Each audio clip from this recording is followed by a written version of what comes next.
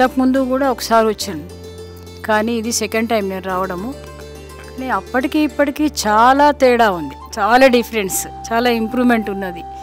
ఇది చూసి మాత్రం నేను చాలా సంతోషం అనిపిస్తుంది నాకు. వీళ్ళను ఆశ్రమంలో చూసిన వాళ్ళందరినీ చూస్తే కూడా కొంచెం బాధగా కూడా అనిపించింది. ఒక్కొక్కరిని చూస్తుంటే వాళ్ళ బిహేవియర్ అనుకోండి, ఏదైనా కానీ కొంచెం కష్టమే అనిపించింది. కానీ మీరు చేస్తున్న ఈ సేవ మాత్రం చాలా గొప్పదే.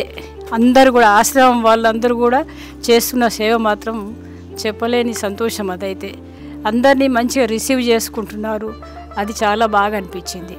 నేను ఈ ఆశ్రమంకు రావడం ఒక 3 years అవుతుంది. 3 years నుంచి ఎప్పుడు 2 months 3 monthsకి ఒకసారి వస్తుంటా.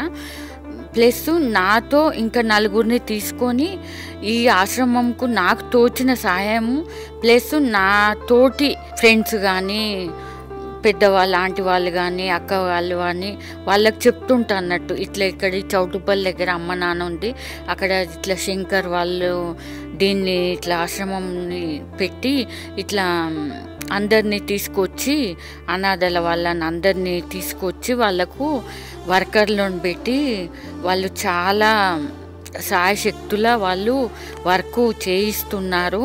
ఇక్కడ రిసీవ్ చేసుకోవడం బాగుంది.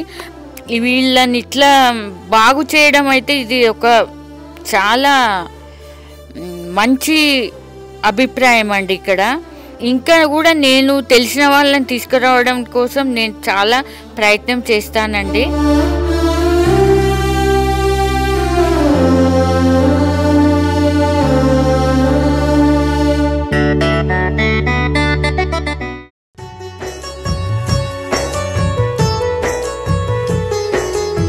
ఆకలితో అలమటిస్తున్న అనాథుల ప్రాణాలు,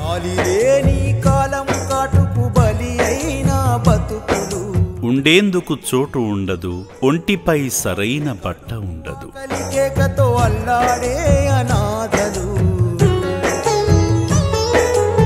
మతిహీనులై తిరుగుతున్న ఈ అనాథులను చేరదీసి సేవ చేస్తుంది చౌటుప్పల్లోని అమ్మా నాన్న అనాథ ఆశ్రమం.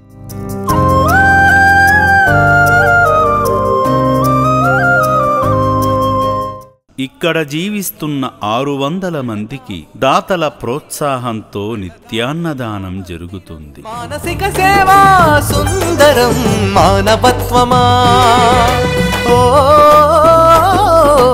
మానవమూర్తులారా, ఒక్కసారి ఈ రక్షణాలయాన్ని సందర్శించండి. మతిహీనులు, వృద్ధులు, అంగవికలాంగులైన వీరి అన్నదానానికి సాయం చేసి మానవత్వాన్ని చాటండి.